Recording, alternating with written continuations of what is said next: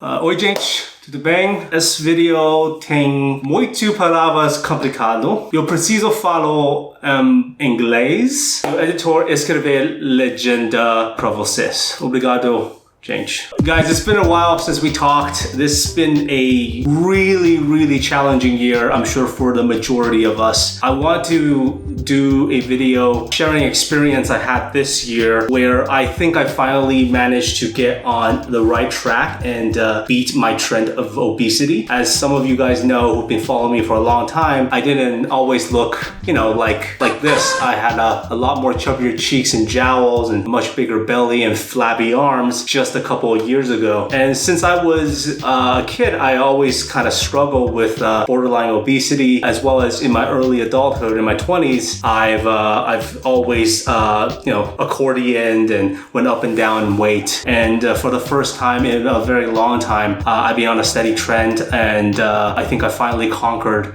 something that's been plaguing me. And given how difficult 2020 was, this was completely unexpected. But I think because of the events that happened this year, both for me personally and around the world, it motivated me to do something that was bloody difficult in the last decade of my life. So a little bit of preface. 2020 it's not fafino, it's not good. It's not a good year for multitude of reasons, because of the bug, because of what's going on politically. 2021 is looking to be a little bit better, although it's still a work in progress. But it wasn't always looking up. There was one point in 2020 where I'm sure, especially March, April, and part of May, everyone was basically contemplating, is this the end of civilization? Well, for me, I had that is this the end of my world look since the end of last year. I lost two people I care about the most. My girlfriend and I broke up end of last year around this time, around the holiday seasons. And a little bit before that, I lost my grandfather, who was basically one of the key people that raised me when I was younger. And having lost both of those things entering 2020, I was already in a really bad spot. Now, given that situation, it was very difficult for me to imagine at the end of the year I'll be making a video like this talking about how I beat obesity. There's been some transformation pictures on my Instagram. You guys can follow me there if you want to keep in touch with my journey. But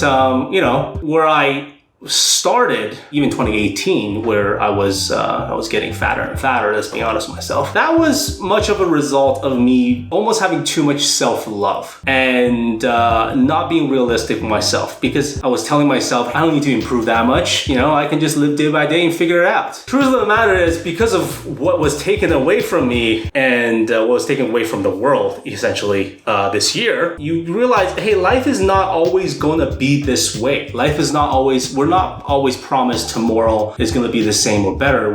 Tomorrow could be very much worse, and we have to build ourselves to be stronger to conquer that. So in March, I was blessed with a realization that this isolation, this quarantine, working from home, could turn into a stressful and destructive time, or I can use this time to recalibrate myself and see what I can work on, what I can improve on. In our popular media, we're told all the time, you're perfect just the way you are, yas queen, yas king, all these different things. It comes from a good place. We all didn't like the bully culture, which is kind of how this stems from, right? You don't want to have such a lack of confidence and hate that it become unproductive. But at the same time, we're always work in progresses, and what's beautiful about human beings is not who we are, is our potential. And that's one thing that March helped me realize. And as somebody who's always struggled with their weight, is a message that is one of the first messages that I want to communicate. We're sold in a culture where people tell us, hey, you got to do this diet, you got to work out super hard, make it or break it. And what I found out is this is not how human behavior works, right? Like, you can't just tell yourself, hey, I'm going to not eat anything for 3 months, be in the best shape of my life, I'm going to turn this thing around. Whereas what you're trying to do is you're trying to build a good habit for this marathon we call life. First message is, how do I build something gradual and help myself flow? There's a difference between something that's so challenging that you become discouraged, and then there's something that's a little bit boring, telling you that, hey, you're good, just be gradual, have yourself a cheat day, have a chocolate every day. Where I found result, and I think this applies to a lot of people, and give it a try if you can, is find a way to exercise and eat that gives you some challenge. So let's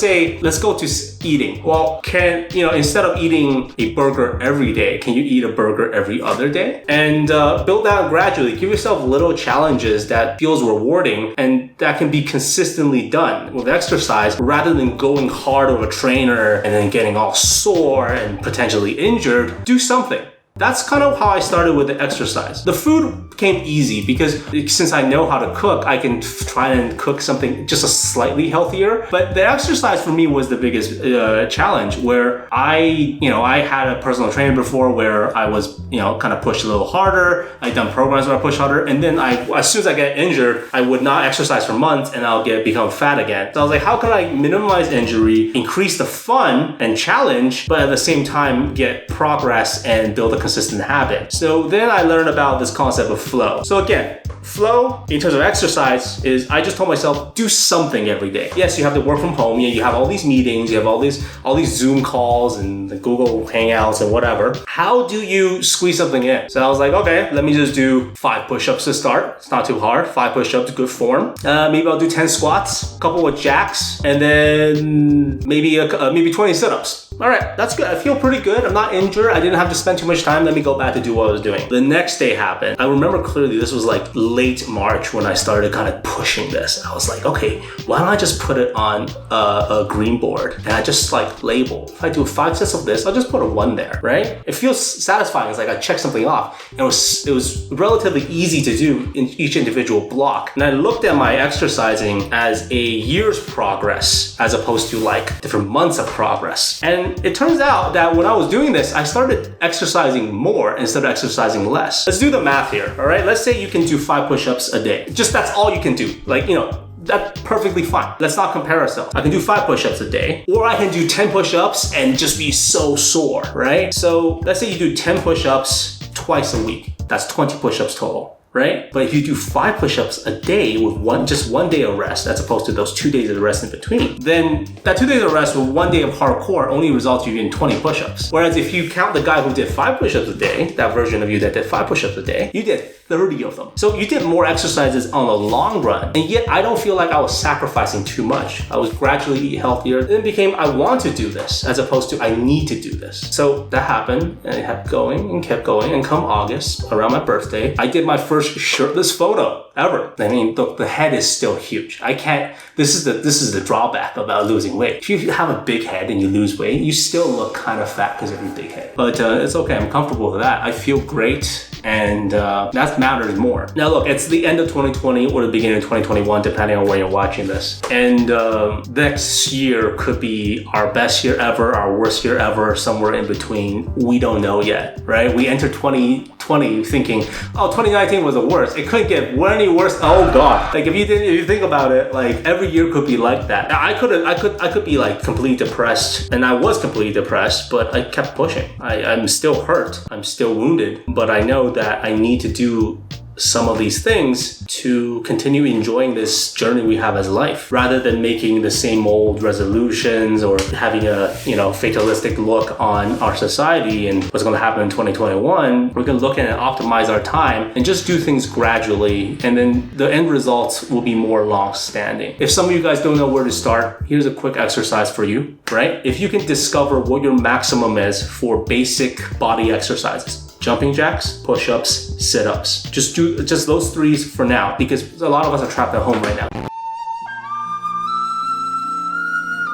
And find out what's kind of like a comfortable maximum. Let's say your maximum is 10 push-ups. Do 60 or 70% of that every single day where you're not sore, but you're getting like a good pump, right? Or do multiple sets of those. If you keep track of those and just add them up, I can guarantee you that if you didn't exercise before and you started doing that, you will feel more energetic and you will feel better. But again, if you're really looking into finding the right exercise, do your own research, find professionals, make sure you get the right information. But the key here is to flow, not to push so hard that you destroy yourself, and not to be so bored that you're not encouraged to do anything. If you work on yourself, work on your health, and work on improving and creating a healthier lifestyle, you're gonna come out of it a lot happier and a lot more fulfilled. I really like to hear some of your stories with how you spent this year and what you're looking for next year. So if you can leave in the comments, that's great. This is a difficult year. I did push some really good content that I'm really proud of. Hopefully we can make 2021 a better year for everybody, and I'll see you guys very soon. Beijos. Ciao.